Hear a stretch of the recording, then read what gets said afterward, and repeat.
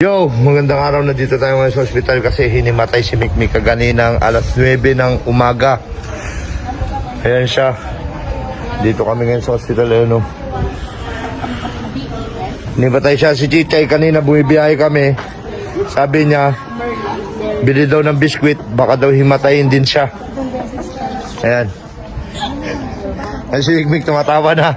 Hinimatay siya kanina, no? Natakot kami lahat. Siguro sa... Daddy, alam na dito pa sila sa bayan. Ano ba nangyari?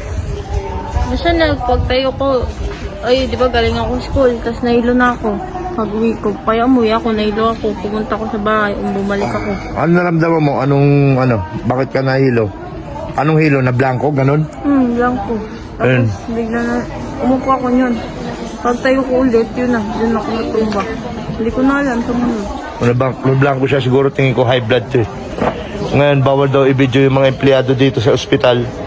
Kaya nandito lang kami nag-video sa gilid ng ospital. Kaya ipapacheck natin kung ano talaga nangyari. Bakit siya na high blood? Ay bakit siya nahimatay kaninang umaga?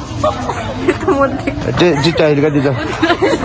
Bakit ka naman nagpapabili ng biskwit? Bago bumiyahe. Wala, baka may matay ako. Ayun, baka daw mahimatay siya, natakot lang siya sa Hindi ako din, nabilan ko kaagad ng Padibar. Nabilan mo agad? Nung nabilan ka ng Padibar, ano naman? Nawala na. Ayun, ingatan nyo si Chichay, pag nakita nyo, abutan nyo lang to ng biskwit, Padibar, o kung ano-ano man, tinapay. Pwede na tinapay? Oh. Para hindi himatayin, ha? Ayun, antayin natin kung ano yung tunay na nangyari dito kay Mikmik. Update namin kayo. Okay. Si Mikmik. CR. Ito, na kami. Ma-admit si Mikmik. Opera na siya.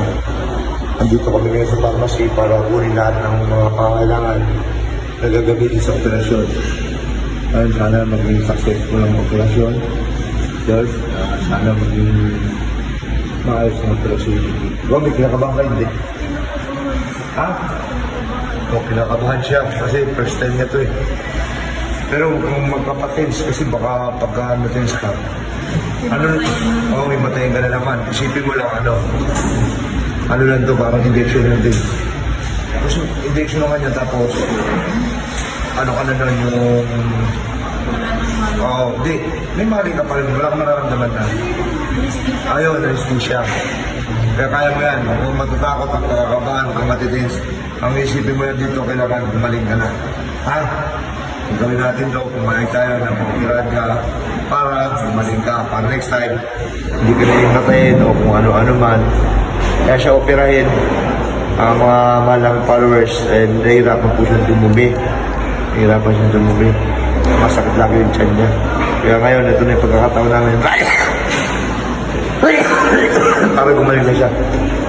Hey guys, update na.